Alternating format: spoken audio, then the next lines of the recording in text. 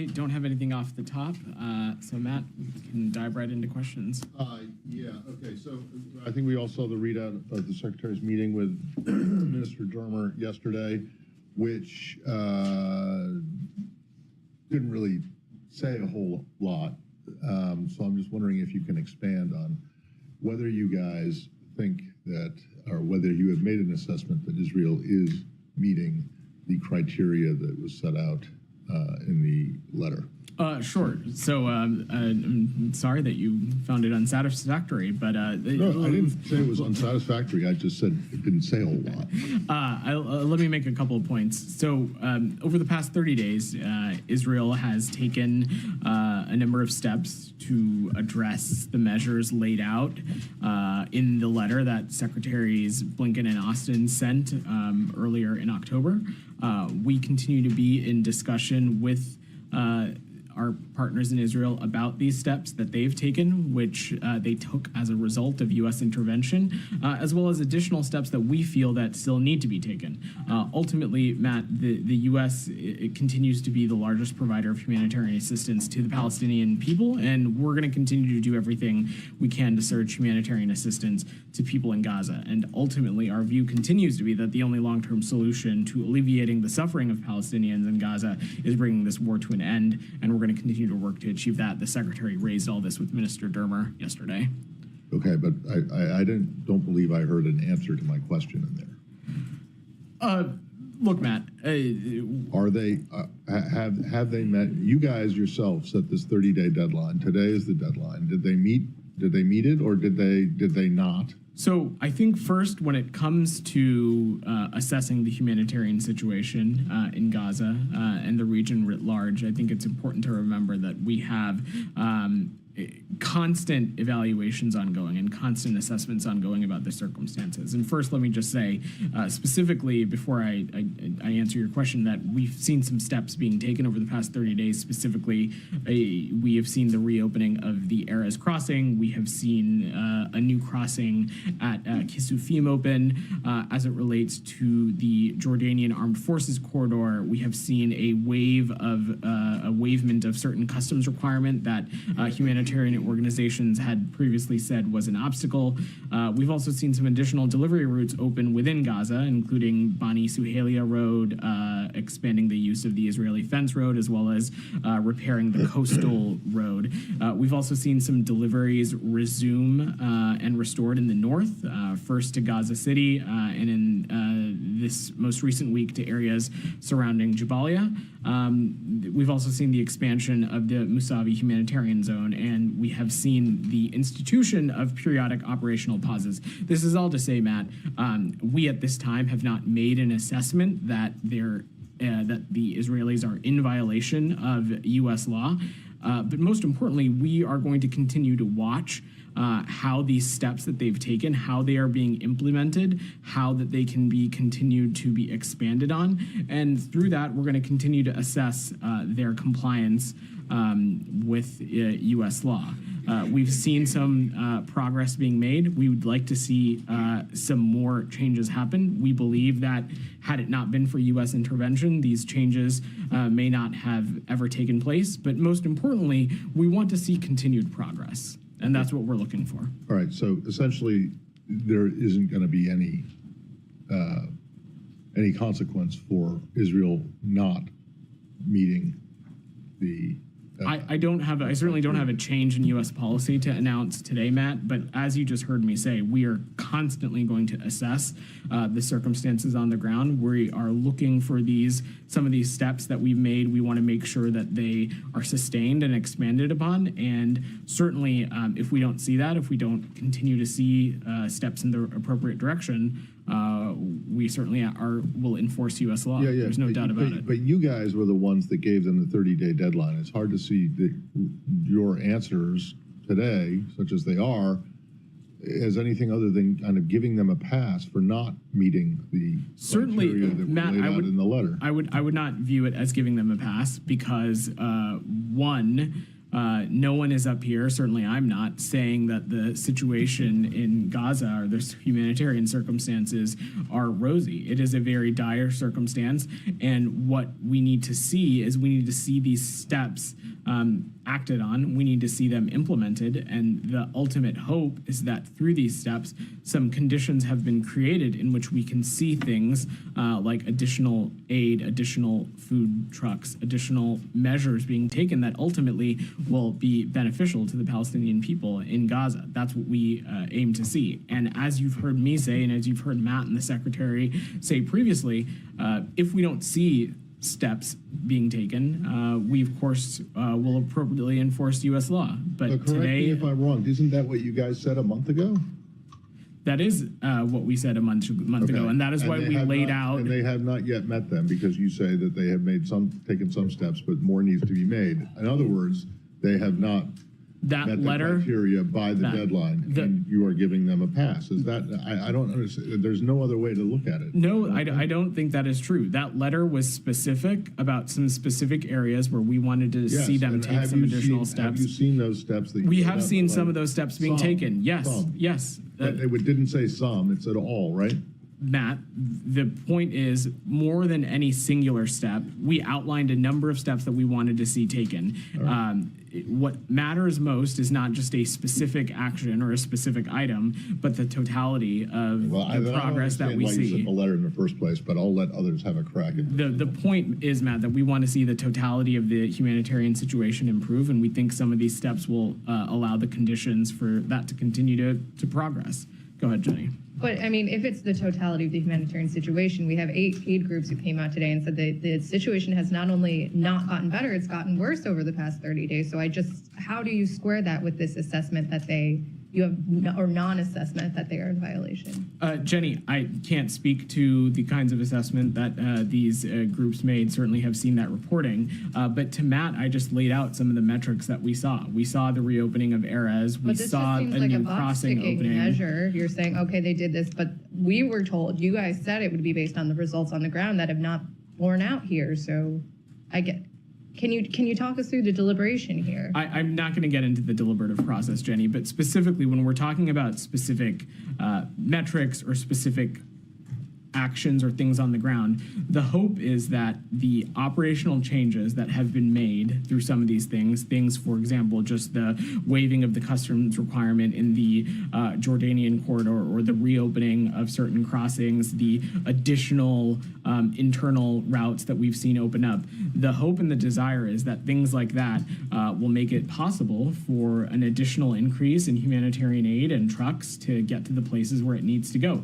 And of course, if that doesn't end up being the case, this is something that we are constantly evaluating and constantly assessing. And if that doesn't be the case, we, of course, are going to make sure that how they are conducting themselves is in compliance with U.S. law. There is no doubt about that. But we also have seen some steps taken that we think will address things like throughput, that will address things like capacity, that will address things like the flow of aid, and we'd like to see how that plays out. And how do you make those assessments so that these steps would be enough? Who are you consulting, if not for the aid community? We who's are actually consulting working on this? closely, of course, with the aid community. We are, of course, consulting closely with the United Nations, with the government of Israel, with the Jordanians, with other partners in the region, with our embassies and consulates in the region that are on the front lines of some of this work. This is a deliberative process that is all-encompassing, that includes a lot of perspectives. And it is also one that did not start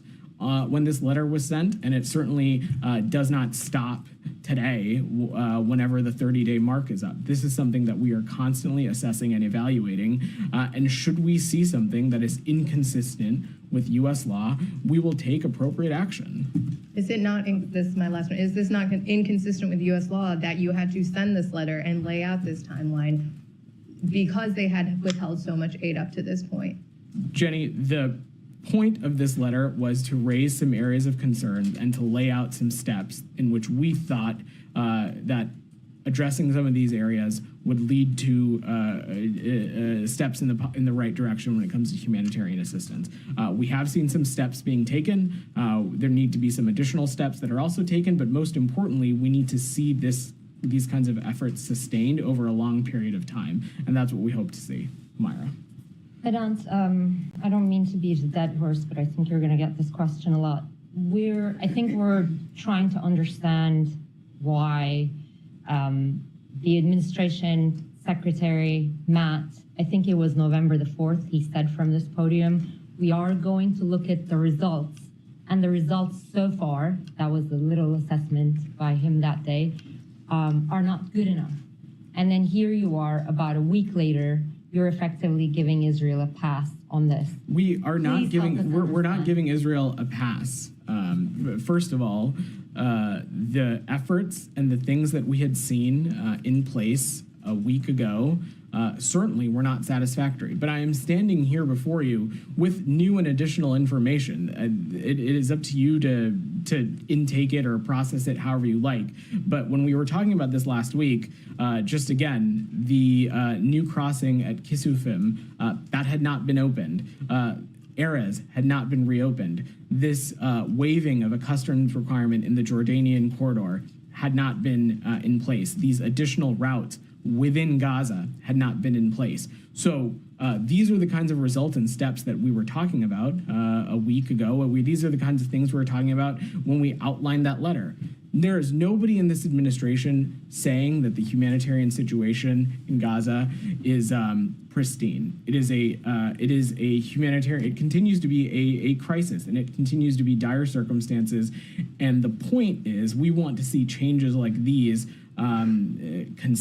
being made consistently and over an extended period of time.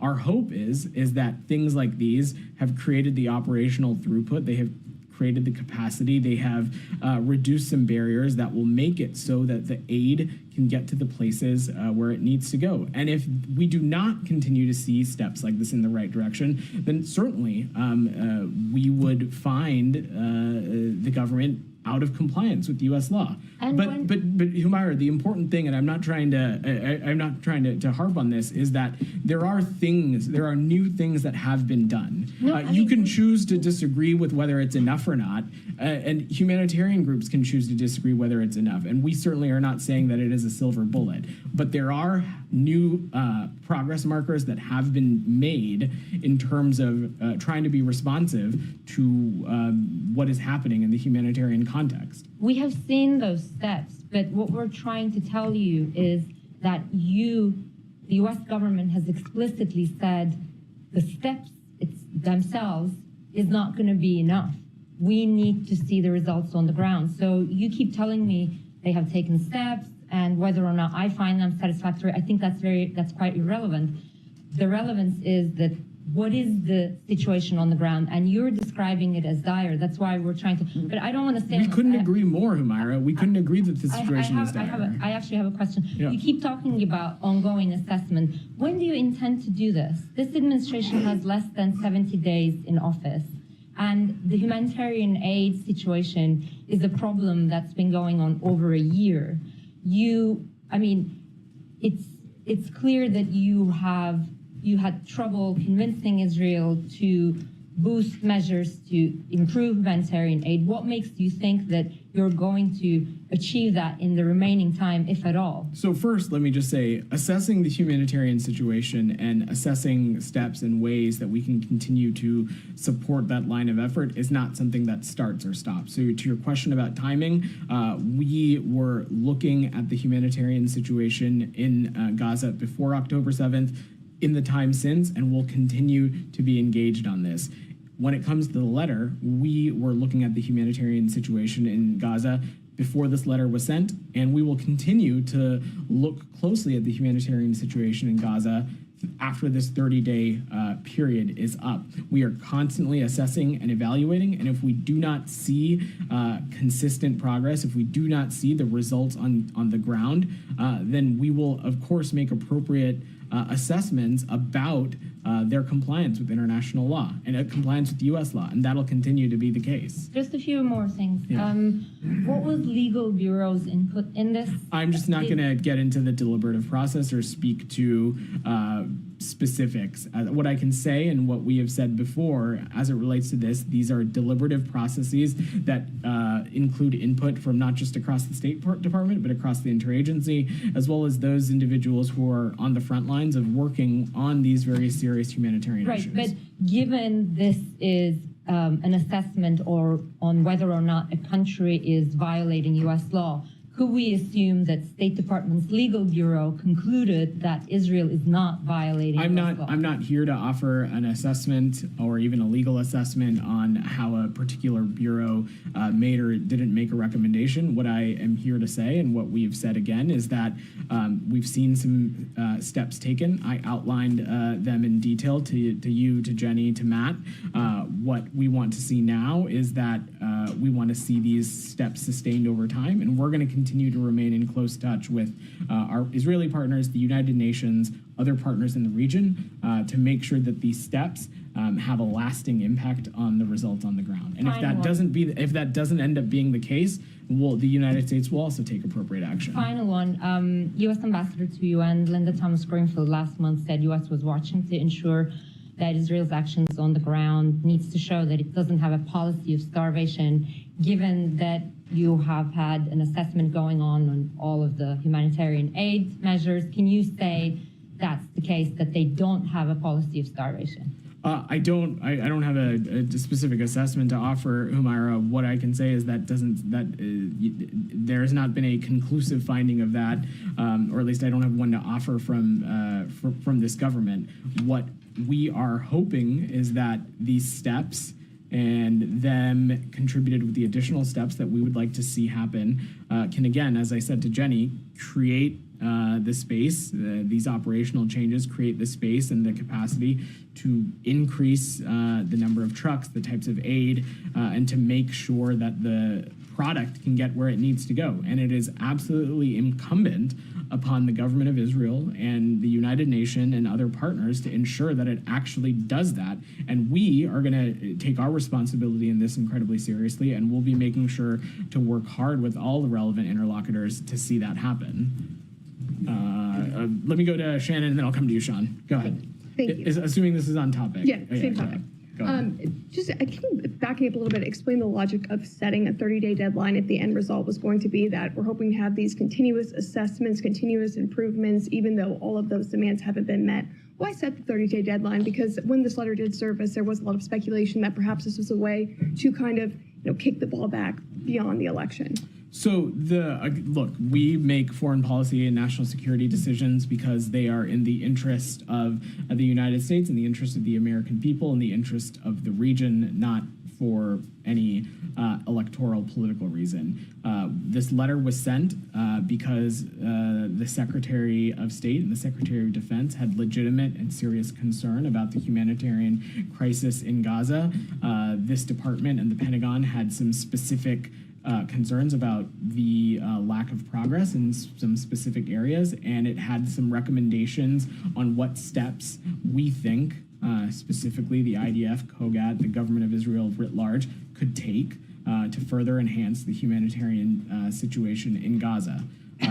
It's been 30 days. We have seen some of those steps being taken. Again, I outlined those already. There are a number of steps that we think also additionally could be taken, and will continue to remain engaged on those issues. But again, 30 days ago, much of the things that I outlined to Sean, to Jenny, to Humaira, those things had not happened yet. And so those are important steps in the right direction. We need to see more. We want to see more, and we're going to continue to be engaged on making sure that more happens, and ultimately, though, that these steps have a tangible result. That's what this is about. Talking about the operational changes, so far in the month of November, only 624 trucks have entered into Gaza, according to COGAT, and the letter calls for 350 a day. So are these operational changes that you've seen, can you reasonably assess that going forward, in 2 days, the amount of trucks that have been able to enter in almost 2 weeks will be achievable? I'm not going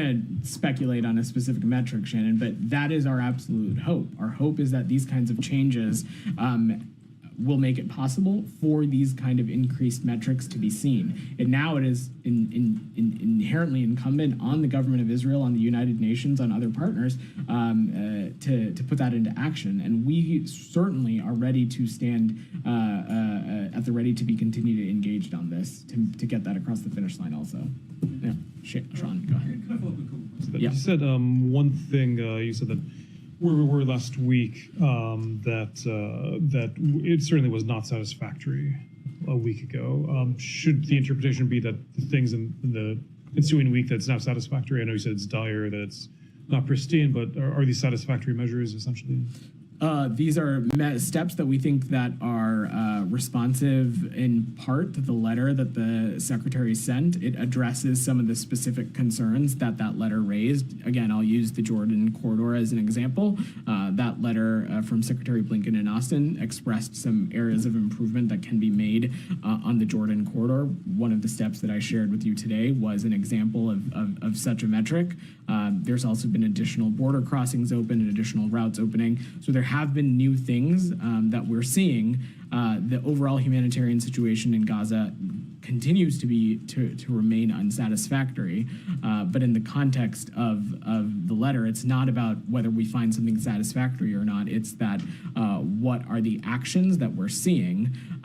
These actions that we have seen, we think that these are steps in the right direction. We want to see more steps. We want to see these steps sustained over a significant period of time. And ultimately, we want to see these steps have a result on the situation on the ground, and that's what we're going to continue to be engaged on. Sure. A number of people have asked you about the 30-day deadline, how that obviously came after the election, and how the administration doesn't have much time left. I mean, is there a sense that perhaps this is a sign that the leverage is gone, that this current administration has? It's not so long before. Again, Sean, the 30-day time period was not about any particular day on a calendar, and it certainly wasn't about electoral politics. It's that things take time. It's that processes, especially in such a volatile region, sometimes take time to unearth and to move forward. And so today we have seen some progress in that space. We've seen some additional crossings. We've seen some additional routes within Gaza.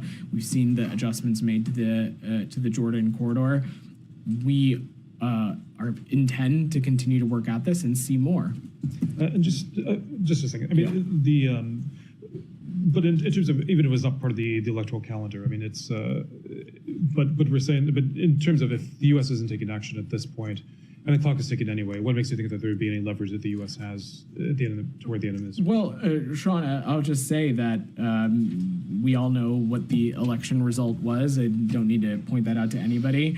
But here we are, about a week and a half after that, with some new progress points that we can point to, with some actions that the Israeli government has taken that we think would not have happened had it been for U.S. intervention. So we continue to think that our role, our engagement, our diplomacy has a space. It has a role to play. It has a serious role to play.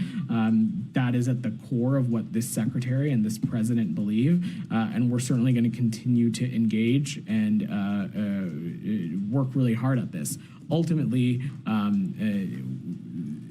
it's at the end of the day not up to us, but we think that it was U.S. engagement that led to these progress points being met, and we're going to continue to work at it. Can I just do one slightly, some people might ask more specifically on this. Can I just see one additional aspect on the conflict? Qatar. I'm sure you saw over the weekend the statements coming out about Qatar stepping back a little bit from mediation.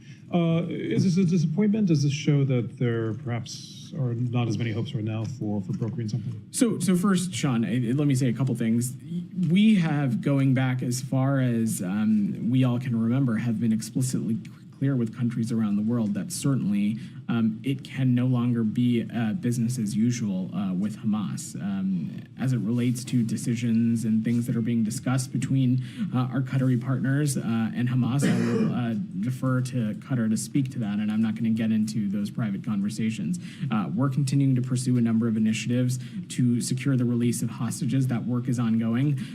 We have not given up hope, and it's critical to us to get a deal done as soon as possible, especially so that we can bring the remaining hostages home to their families. They have now been held in captivity for over 100 days in what can only be unimaginable conditions. And so ending the terrible suffering of the Palestinian people in Gaza also is tantamount, and we're going to continue to work at this. Our view is that if Hamas wants a ceasefire, which they claim they do, they need to engage, and right now they're not. Just a final one for me. I mean, is your interpretation that is it your view that the mediation by Qatar is basically done for the moment? I mean, is it do you actually see things that are ongoing, or is it? So let's not forget, Sean, that going back to, I want to say even before the summertime, Qatar, the United States, Egypt have played immeasurable mediating roles that I have no doubt will continue the role that they are going to play. I'm not going to speculate on what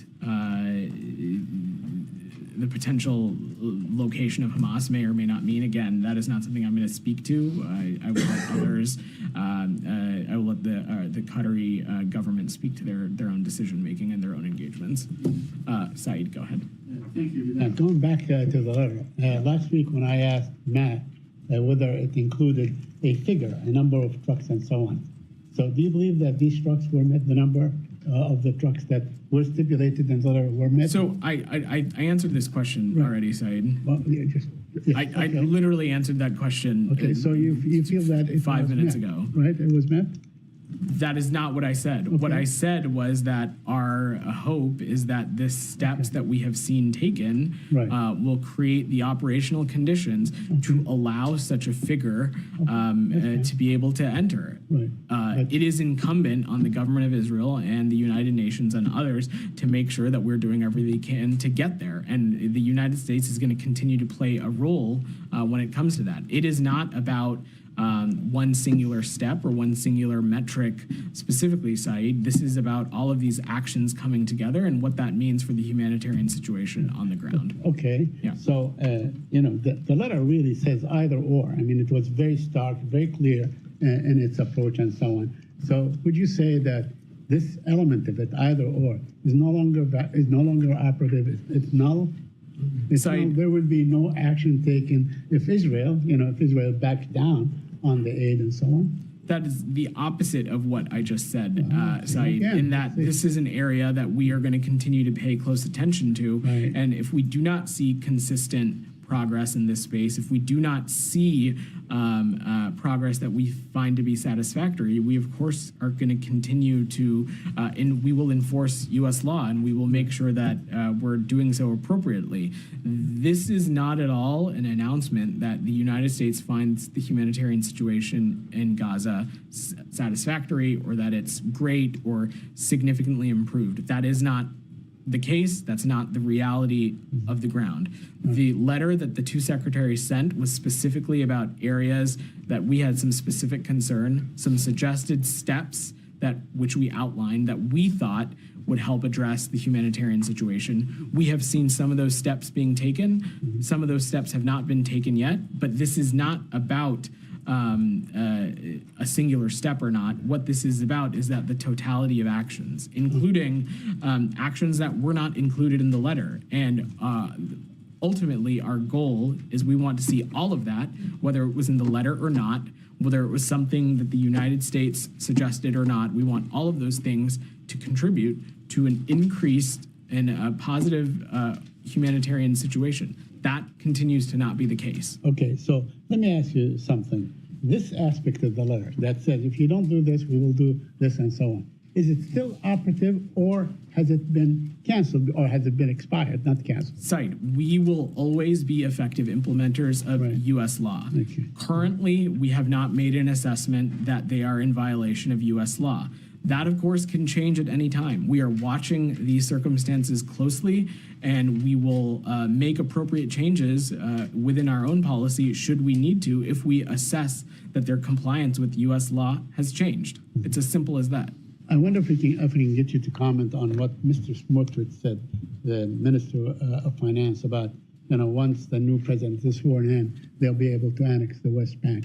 Do you have any comment on that? This president, President Biden and Secretary Blinken, have reiterated consistently the clear position of the United States in support of a two-state solution as part of a negotiated process that ultimately will provide an independent Palestinian state with appropriate security guarantees for Israel. The comments that were made by this minister certainly are not conducive to building an enduring peace, and they are incredibly inconsistent with the principles that Secretary Blinken laid out in Tokyo last year.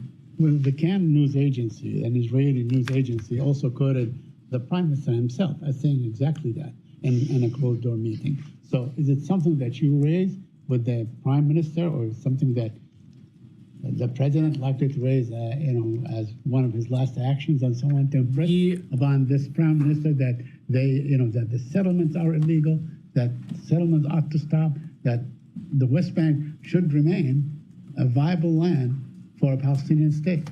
Saeed, at the corner of our approach to policy when it comes to this region, specifically policy that we think impacts the Israeli people and the Palestinian people, at the center of that is a constant and clear position of the United States commitment to a two-state solution. I will let other people speak to their own points of view.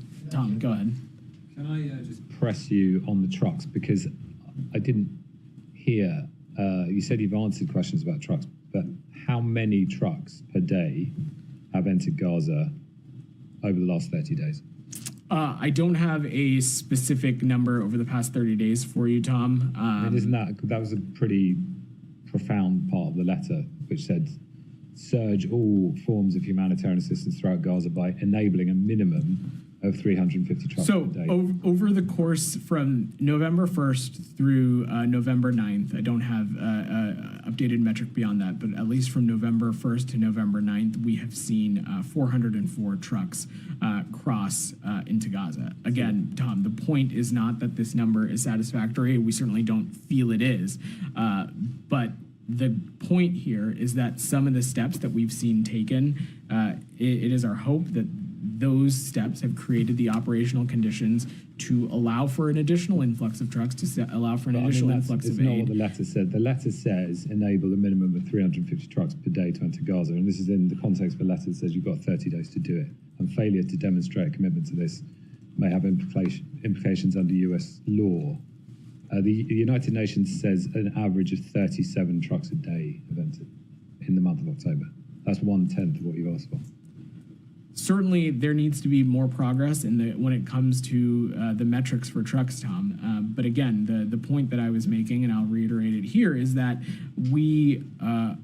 our hope is that these kinds of changes have allowed for the operational adjustments to see an additional influx of trucks and to see if that metric can be met or not. And if it is not, of course, we're going to press and continue to raise this with our partners in Israel. And ultimately, as you heard me say, the government of Israel and the United Nations have a responsibility to do everything they can to make sure that that number is met. As you just heard me say at the top of this, we have seen, this reopening of Erez, this new crossing at Kisufim. We've seen some additional routes open up within Gaza. These things we think will help. Will hopefully help create the space to allow that to happen. Yeah, I mean, I've heard that about the measures, but I'm just asking about what you demanded in the letter. So then we had end the isolation of the north. That was a specific demand in the letter. Have Israelis ended the isolation of the north? We have seen some restoration of deliveries to the north that had been closed for a few weeks. First, as you heard me say, to Gaza City, as well as this week into some areas surrounding Jabalia as well. Well, you said around Jabalia. You didn't say in Jabalia. Areas around Jabalia and then first to Gaza City. So that's not inside Jabalia, which presumably remains under siege. Tom, I'm not going to get into a specific tit for tat on every item in the letter. The letter was a suggestion of steps that we think that they should take. We outlined a number of steps that we wanted to see take place. We have seen them take significant actions. Ultimately, what matters is not one specific step, but the totality of actions, including actions that, as I said to Saeed, were not even necessarily laid out in the letter or not. And whether all of those together lead to an increase in humanitarian assistance, that's what we're looking at, and that's what we're going to continue to pay close attention to. But it's important, isn't it? Because there's 100,000 people trapped in that besieged area, according to the United Nations, where they say there's been no food, there has been no water, there have been daily and repeated denials of humanitarian convoys by the Israeli authorities. Which seems in stark contrast to what you're suggesting. On UNRWA, the letter also says that the Israeli authorities should do everything to prevent this legislation that would ban UNRWA and prevent contact with UNRWA. Now they've clearly ploughed ahead with that and ignored that too. So are they listening to you in the letter on that point? Have there been any changes? On the UNRWA legislation specifically, Tom, there are over 2 months to go until the legislation is implemented. We continue to have ongoing conversations about it, and we're going to continue to discuss the implementation of this law with the government of Israel and make clear that that steps that deny vital assistance to civilians could have implications under our law and policy. I'm not going to speculate on what exactly that may or may not look like, given that, as I said, the law isn't being implemented yet. There's still two months to go, but certainly it continues to be an area of concern and one that we're continuing to raise with the government of Israel, and will continue to do so. I mean, isn't there a profound point here? What you were trying to do was end a siege around northern Gaza that was trapping 100,000 civilians to prevent them starving to death, and we've heard now Joseph Borrell, EU Foreign Affairs representative, saying the use of hunger as a weapon of war is against international humanitarian law in relation to northern Gaza. We've had multiple aid agencies saying that they're concerned about starvation in the north. So you set this letter out with a clear objective, which was about the north of Gaza, and all I can see that you said today is, an extra crossing's opened up. 1/10 of the trucks that you asked for are entering Gaza, but not getting to the besieged area. So as far as I can see from what you said today, absolutely nothing that you've asked for is actually happening. Well, first, Tom, I think it's important to remember that these objectives and our strategic goals don't start and stop just because this 30-day window is up. This is something that we're going to continue to work at and engage closely with our Israeli partners on. Additionally, it is more than just opening up a number of crossings, though, yes, that is part of this. We've seen the reopening of Erez. We've seen a new crossing at Kisufim. We've seen this adjustment being made with the Jordanian corridor. We've seen some additional delivery routes within Gaza. We've seen deliveries restored to northern Gaza and areas surrounding Jabalia. We've seen the humanitarian zone in Masavi expanded, and we have also seen the institution of periodic operational pauses. There are absolutely more additional steps that we would like to see, and we'll continue to press and make sure that those are happening as swiftly as possible. Yeah. Go ahead. Thank you, Vedant. I have one question about Gaza, and can we move to Lebanon after that? Sure. Yeah. I just want to also circle around what my colleagues here said regarding the assessment. You are now saying that your assessment is there is no violation, there is some steps being taken, and I keep going back to what Matt said and earlier in the few weeks ago in his comments about the results on the ground. But I will go with you that you are satisfied with the steps that Israel is taking. You're demanding more. You're demanding more of aid to come inside Gaza. But my question, what makes you assess that the current condition in Gaza is not because Israel is preventing aid from coming in? Because you are dismissing what the aid agencies saying. It's as their own assessment that you don't share it. But what is the reason then for the situation, especially in northern Gaza, to be this dire if it's not Israel violating U.S. law or international humanitarian? What we can speak to is what we are seeing, and what we're seeing is some steps being taken. Certainly, the humanitarian situation writ large in Gaza continues to be dire, and we're going to continue to work at this as aggressively as we can. The point of the letter was that the secretaries laid out that in this letter that, as we've made clear in previous engagements with the Israelis, that it is our responsibility to continuously assess Israel's assurances as it relates to the facilitation of humanitarian aid. We're going to continue to make those assessments on the actions Israel takes or doesn't take, as we have done since the beginning of this conflict.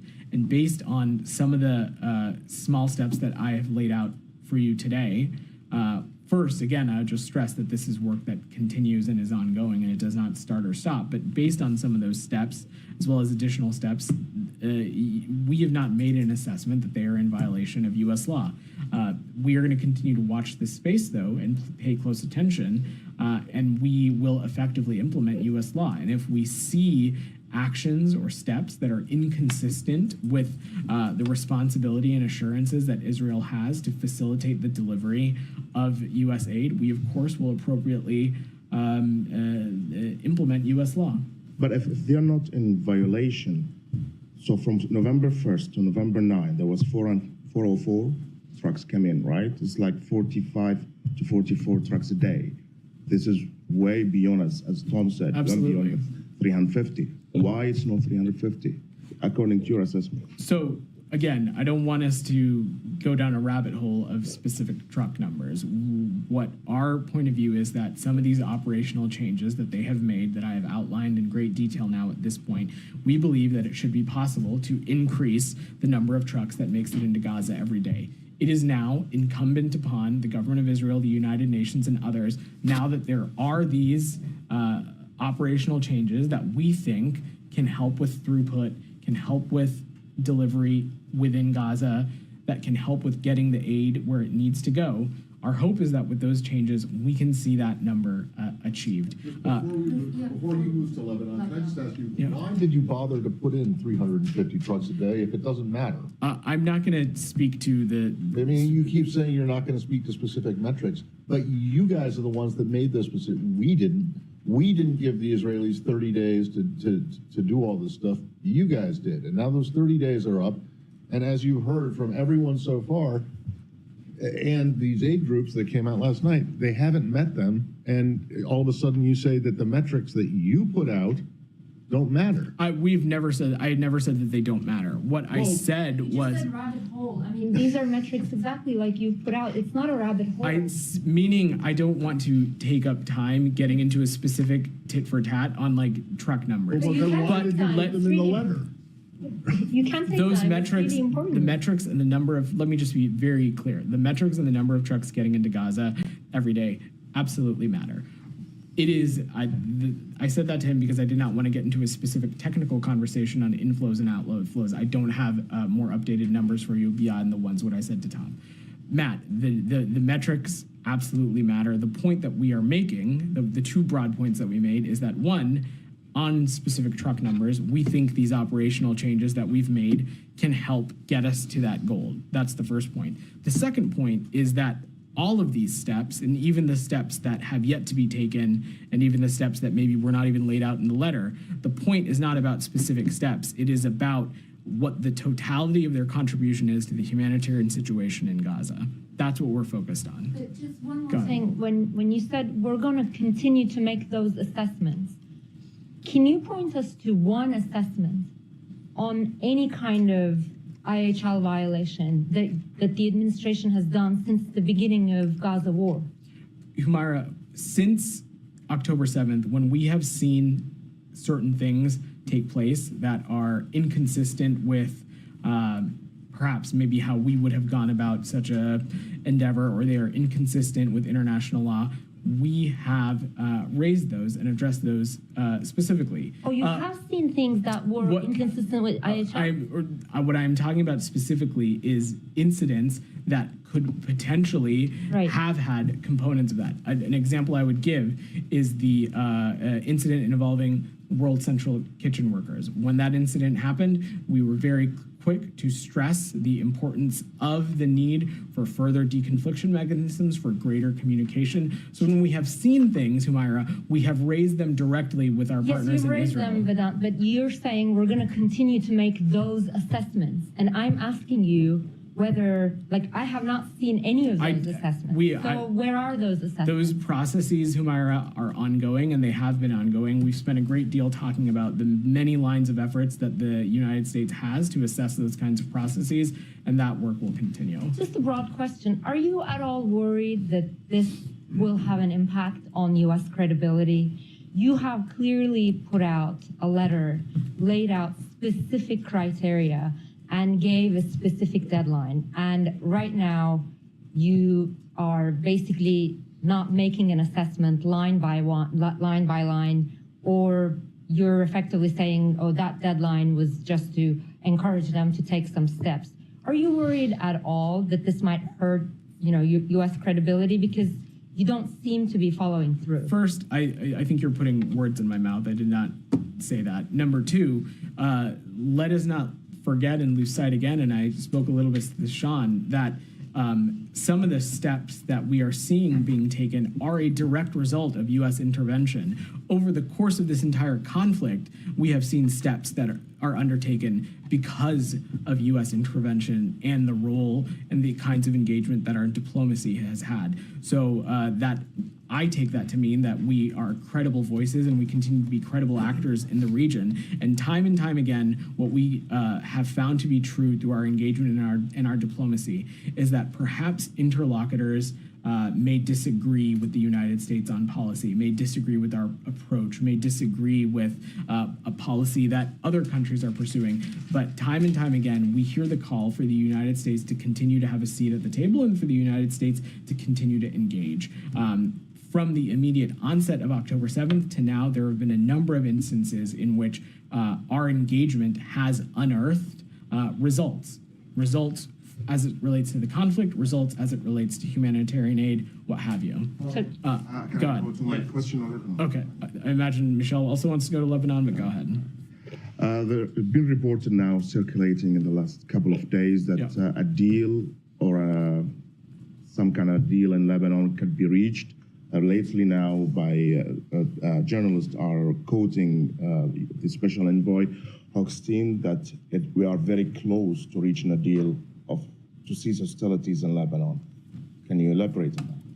So look, I'm not going to speculate on what's in the press reporting and not. What I will say is that ultimately we feel strongly that the only viable path as it relates to Lebanon is a durable peace, is one that has a diplomatic resolution, one that gives a viable path to a durable peace and security in the region, one that, you've heard us say this before, creates the conditions for civilians to be able to return home on both sides of the border. But I am not going to get into the specifics of the process and the negotiations beyond that. My last question is that what has been reported that the Israeli demands is for Hezbollah to abide by the 1701 EU resolution and withdraw above the Litani River, disarm, and the Israelis be able to go back to their cities and the towns in the north. Hezbollah yesterday said that nobody is talking to them regarding any deal coming around. They know that there have been some diplomatic movements around, but nobody's talking to them, and they will never disarm. Does this give you any hope? Well, that sentiment is exactly why you and I are even having this conversation, because in 2006, 1701 was pretty explicit in what the expectation was. It was to withdraw up past the Litani River and for Hezbollah to disarm. We have yet to see that, and that is why we continue to be in this place where we are. We continue to be engaged on this. It is no secret what the United States, what the government of Israel, what other multilateral institutions want to see happen as it relates to Lebanon. It certainly should be no secret to Hezbollah. We've been talking about this pretty consistently for some time. We want to see 1701 effectively implemented. We want to see it in place. And we continue to believe that a diplomatic resolution that is encompassing of that certainly is the only way that we're going to get to the conditions we need so that, as you noted, civilians can get home. Michelle, go ahead. Do you see any role that Russia can play in the diplomatic solution in Lebanon, especially that an Israeli official has visited Moscow, and can you rely on Russia to prevent Iran and the Syrian regime from smuggling arms to Hezbollah to Lebanon? Look, I will let Minister Dermer speak to any of his travels as it relates to Moscow. I'm certainly not going to get into that. And additionally, I'm not going to speculate on what kind of role Russia may or may not play. And Israel started to talk today about the second phase of the war in Lebanon. Are you aware of this? I will let them speak to their own military operations, but as I was speaking to your colleague, what we want to see is a diplomatic resolution, one that creates the conditions for civilians on both sides of the blue line to be able to return home. Jenny, go ahead. Thank you very much. Yeah. A few questions on Russia and North Korea. Sure. Russian President Putin rationalized the dispatch of North Korea troops by signing a military treaty between North Korea and Russia, which was ratified by the Russian parliament. He also said joint military exercises would be possible between North Korea and Russia. What is your reaction on this? So you've heard us talk about this before, Jenny. We are incredibly concerned by Russia's decision to turn to the DPRK to supply soldiers to continue their brutal war against Ukraine. Today, I can confirm that over 10,000 DPRK soldiers have been sent to eastern Russia, and most of them have moved to the far western Kursk Oblast, where they have begun engaging in combat operations with Russian forces. Russian forces have trained the DPRK soldiers in artillery, in UAV, and basic infantry operations, including trench clearing, which are critical skills for frontline operations. However, Russia's battlefield success using these DPRK troops will in large part be dictated by how well the Russians can integrate them into their military. Some of the challenges they would need to overcome are interoperability, the language barrier, command and control, and communications. The United States is consulting closely with our allies and partners in other countries in the region on the implications of this, on these developments.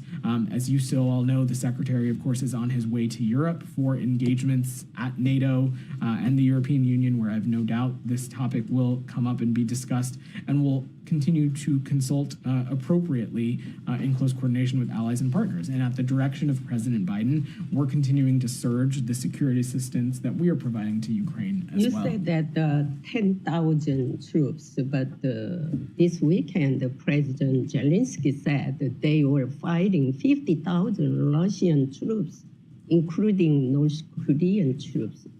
Can you confirm this? So I will let our Ukrainian partners speak to their own assessments that they are offering, but from our end, we can confirm that there are over 10,000 DPRK soldiers that have been sent to eastern Russia. Lastly, Russian Foreign Minister Lavrov said that the concept of North Korea's denuclearization is already a closed issue. How will the United States achieve denuclearization on North Korea? That continues to be at the cornerstone of our approach to the DPRK. We want to see the complete denuclearization of the Korean Peninsula. We're continuing to engage trilaterally on this as well, in close coordination with the ROK and Japan, as well as other Indo-Pacific partners on this. Leah, go ahead. Yeah. This Thursday, Peru's massive new Chinese-funded Chancay port will be inaugurated. What security and political concerns will the U.S. have about this port? So, look, I will let our Peruvian partners speak to any infrastructure projects that they have. Again, our longstanding belief has been that it is ultimately for countries to choose and to dictate their own foreign policy. What we are focused on in our bilateral relationships with countries around the world, whether it be Peru, whether it be someone else, is what the United States and what a partnership with the United States can bring for not just the people of the United States, but also the people of Peru. The president, the secretary look forward to heading to Peru later this week for the APAC meetings. It'll be an important fora to discuss and engage on some really important issues, especially around trade and economic and energy issues, and we'll let those conversations play out. Go ahead. Thank you so much. About Bangladesh. Yeah. How does the U.S. View the recent action preventing Awami League activists from organizing a political rally in Dhaka on November 10th? What message does the U.S. have for the interim government led by Dr. Yunus and his supporters have previously advocated for freedom of speech and assembly? So we support the freedom of expression, peaceful assembly, and association for all, including dissenting and opposition voices. These freedoms, in our point of view, are essential elements of any democracy. We routinely communicate that support to all our partners, including the interim government of Bangladesh, and upholding and protecting these freedoms for all Bangladeshis is necessary to ensure a true democratic future for the country. Thank you so much. A recent report says that they've removed press credential for 184 journalists in Bangladesh, including the bureau chief of Associated Press. What step is the U.S. considering to address this restriction on press freedom to support the rights of safety of journalists in Bangladesh under these circumstances? Just to give you one information that recently the Committee to Protect Journalists already sent a letter to Dr. Yunus. What is your statement on that? I'd not seen that reporting. Of course, if it's true, would be unfortunate. It is our strong point of view that an engaged free press is vital to covering any situation, including, of course, the situation in Bangladesh.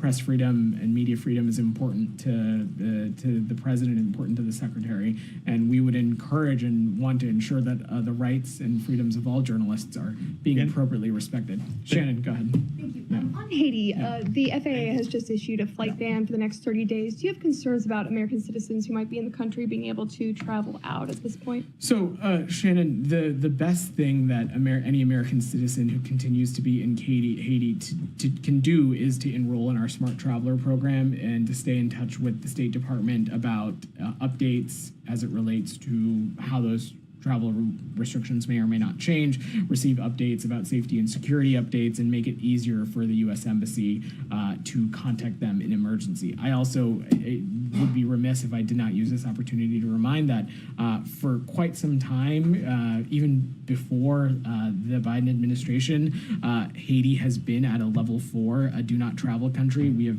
advised U.S. citizens to not travel there since March 5th of 2020. Does the State Department still support the work of the Transitional Council in Haiti? That we do. So as many of you guys saw, we put out a statement on this earlier today. We welcome the TPC and the new Prime Minister and their commitment to release a joint action plan outlining their vision to improve the security and governance in Haiti. We look forward to working with the newly appointed Prime Minister, and the acute needs of the Haitian people, in our point of view, requires the transitional government to prioritize governance over personal and political interests, and we'll continue to be deeply engaged on this.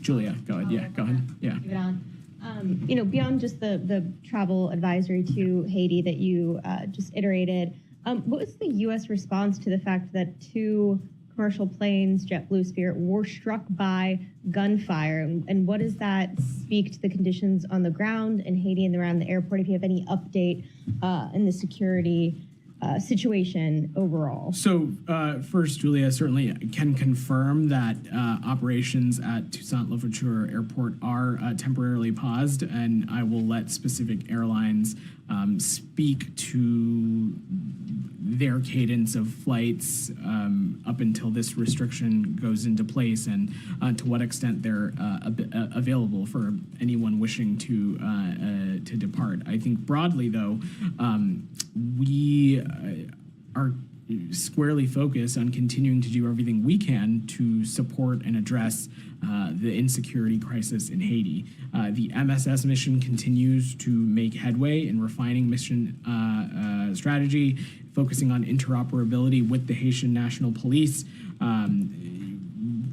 We intend to provide nearly $628 million in financial and in-kind support to the MSS mission. This would include armored vehicles, radios, night vision goggles, and drones. We are also pursuing the government of Haiti's request to transition the MSS into a UN peacekeeping effort.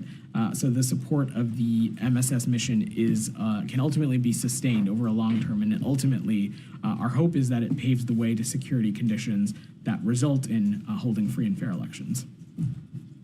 All right, guys. Thank you. Thanks.